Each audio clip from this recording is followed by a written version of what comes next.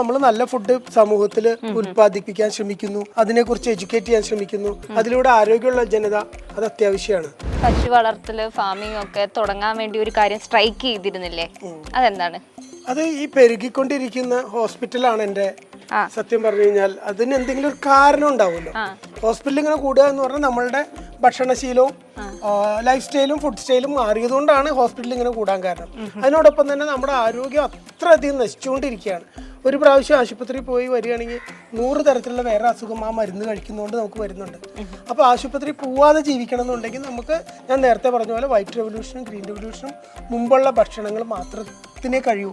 അതിനുശേഷം ഉള്ളതെല്ലാം വയറ് നിറയ്ക്കാനും സ്വാധീനമൊക്കെ സഹായിച്ചു. പക്ഷേ ആരോഗ്യത്തിന് അത് ഒട്ടും ഫലം ചെയ്തില്ല. അപ്പോൾ നമ്മളത് മനസ്സിലാക്കുമ്പോൾ നമ്മൾ നല്ല ഫുഡ് സമൂഹത്തിൽ ഉൽപ്പാദിപ്പിക്കാൻ ശ്രമിക്കുന്നു, അതിനെക്കുറിച്ച് എഡ്യൂക്കേറ്റ് ചെയ്യാൻ ശ്രമിക്കുന്നു. അതിലൂടെ ആരോഗ്യമുള്ള ജനത അത് അത്യാവശ്യമാണ്. അത് നമുക്ക് ഏതറ്റം വരെ പോണ്ടി വന്നാലും നമ്മൾ അത് ചെയ്തിരിക്കും. ഇനിയുള്ള കാലം കുഞ്ഞുമക്കളാണ് എൻ്റെ മനസ്സിൽ, അവരുടെ ആരോഗ്യമാണ് എൻ്റെ മനസ്സിൽ. അവർക്ക് ആരോഗ്യം ഉണ്ടാവണമെങ്കിൽ ഈ പറഞ്ഞ നല്ല ഭക്ഷണം എന്ന് പറയുമ്പോൾ വില കൂടിയ ഭക്ഷണമല്ല. നമ്മുടെ ചുറ്റുപാടിൽ ഇപ്പോൾ ചേമ്പുണ്ട്, ചേനയുണ്ട്, കാച്ചിലുണ്ട്, തഴുതാമയുണ്ട്, അല്ലെങ്കിൽ പപ്പായ, റെഡ് ലേഡി പപ്പായ അല്ല.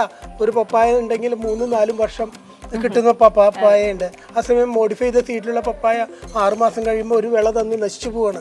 അപ്പോൾ അതിലേക്ക് തിരിച്ചു പോകാനുള്ളൊരു സന്ദേശം കൊടുക്കാൻ ഞാൻ ശ്രമിച്ചുകൊണ്ടിരിക്കുകയാണ്. അതാണ് എൻ്റെ ലക്ഷ്യം.